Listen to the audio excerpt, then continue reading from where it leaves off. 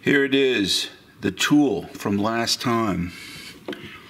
And it says, if I can get it to focus here, Smith tool. Wichita, Kansas? Wichita, Kansas. It is a chain breaker. And normally, well, what a lot of people do to get chains like a bicycle chain, a motorcycle chain, a conveyor chain, to get them apart is you grind the top of the pin off on each link. And then you use a punch to drive the link out. And the chain has to be held in a vise, and you have to strike it, and it's a lot of work. This, you would take this pin part back out, and you would bring this part down around the chain, over the pin, straddling the pin. Take this part back, and then once you get that over the pin there, you turn this with a wrench, and you drive the pin right out. And these are built for a different size chain. I don't know which one this is. US patent number, I think I was using it for number 35 or number 40 chain. So that's what that is, a chain breaker. So this is our Kenmore dishwasher. It's from about 2008, maybe 2006. And it looks like this sort of model. And there is a problem.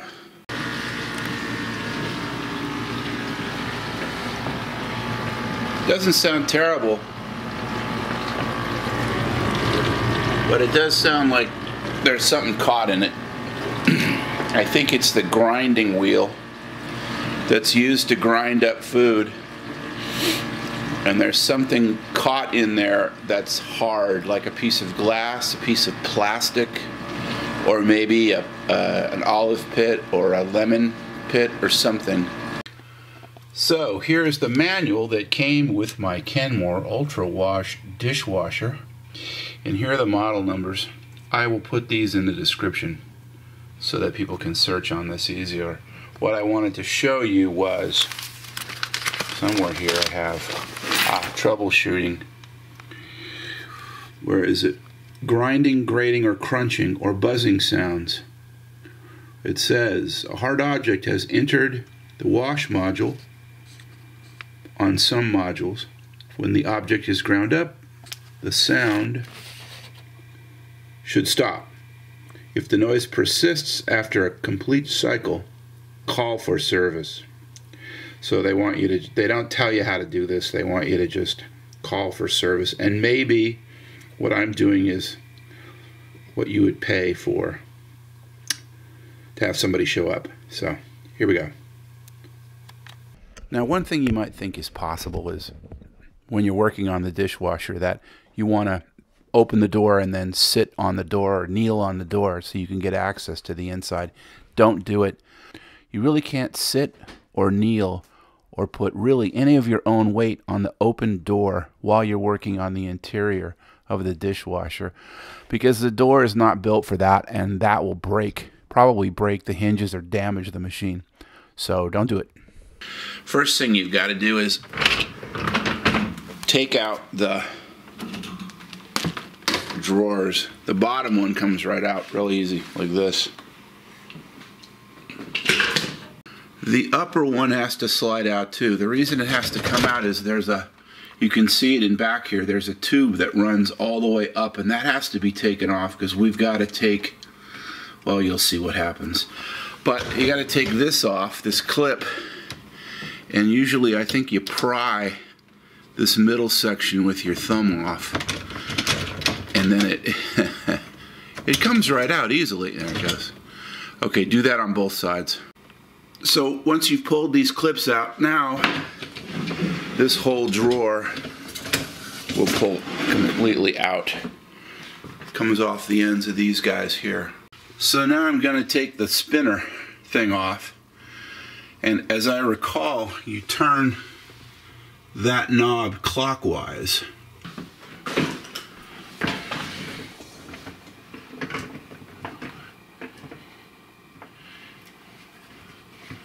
Yeah, you turn the knob clockwise and then it comes off, and then I believe this pulls out. Now that's held in by this structure. Now we have to remove this tube. So looks like there's 2 Phillips screws to remove to get that tube out. What I'm going to do first though is something that I know that I should have done before is I'm going to put a towel down, because it's pretty easy for these screws to end up down below, or you don't want them. Nope. Screw number 1. The other screw is up above here in this area. Okay. And I dropped it onto my towel. This whole plastic thing comes out. And once again, I'm turning it clockwise, which is odd. Usually you unscrew things counterclockwise. And now this whole gizmo comes out. That releases this center guy that was held captive. Oh, and yes, I do see that there's a little washer on top, right on top of there. So there are 4 screws we have to take out, and we have to use one of these star bits, a Torx bit. This is, I don't know, a T15. You don't need a power cordless drill to do this, but it does speed things up, and that's nice. 1, 2, 3, 4, and then I believe this thing just lifts out somehow.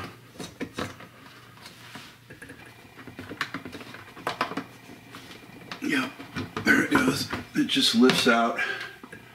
What's next is the grinder housing, the thing that covers up the grinder, which is this thing we're looking at now. I'm pointing my headlight at it, and there's a screw back there. I'm going to take that screw out. I believe it's also a T15 Torx.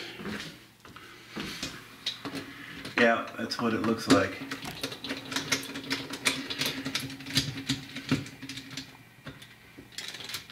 I'm using a long screwdriver for that. So here's that housing. Here's a grate in front of it, and there's all kinds of stuff caught in there. I'm going to pull that stuff out. So I got the housing to pop off, and what I did was I used my screwdriver in here and I pried out this side. And now I should be able to pull this housing off. Where is it? Here. And there's the grinder. I'm going to clean this out and make sure I get out anything that's hard and that's grinding in here.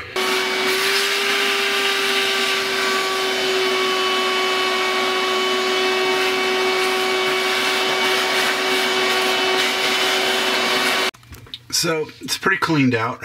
I've used a vacuum and a scrub brush to get as much out as I could. You can see the wing there, that the grinder. But I also noticed that I have a piece stuck right here. I want to get that out too. Piece of crud. So I think I'm good. I think I got out some stuff that was making that noise. There was some stuff in here. Some kind of mat, maybe a matchstick, piece of wood, a pit, and a bone, and another bone. Blech. So here's a shot of the things that I've taken out so far. Not too bad. This all has to go in the reverse. This goes in like this, straight down, and that one little screw goes over here. I can get in that hole. I think I can.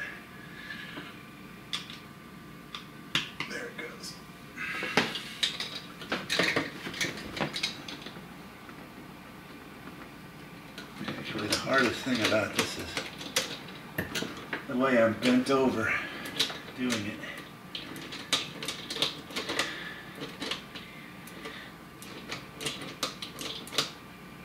Just snug. All these things, all these screws I believe are stainless, and they go into plastic, so you got to be careful you don't over tighten them and strip them. This goes in next, and you can see how the curved part here matches this curved part here. This guy looks like he goes into that hole there, so I'm going to make sure all that happens like this. There. Went in very easily. 4 screws go in. Going to use the power drill on this, and I'm going to be careful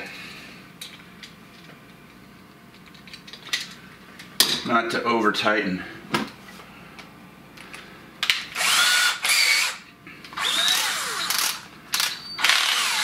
My power drill has an adjustable clutch, so I can adjust it so that it releases at the very end. If you don't have one that does this, you just hold the drill very, very loosely and let it sort of turn at the end. That's one way to do it. The other way to do it is to just manually tighten those things. The washer goes on top like this. This just fits in here and kind of rests on top. You don't have to jam it down or anything. Next is probably the hard part, which is this big tube. Has to go on and then lock in counterclockwise like that, lining up the 2 screws. Okay. The spinner goes on. Tighten this screw counterclockwise. I guess it has to do it that way because otherwise it would probably come unscrewed. Use your pliers to tighten it until it'll just keep spinning, I guess, in this case.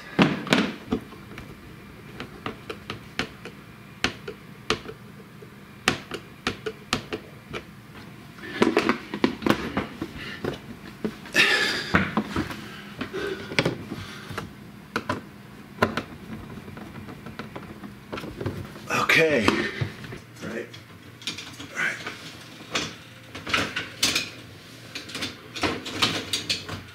Okay. This goes in like this, and then if you put a screwdriver here, I think, pry this out like that, and push it over. And that holds it on. Okay.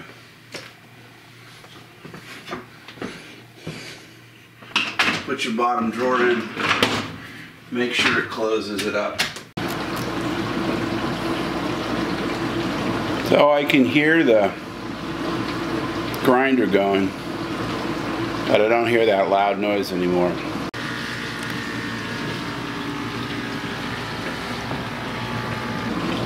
So I think this is better. Here it is, the tool for next time. Many of you know what these are for, what you could use them for. But what are they called? Where do they come from? What's the proper name for them? Okay, see you next time. Don't forget to like, comment, and subscribe because that helps me out. That helps me keep doing these. And I'll see you next time.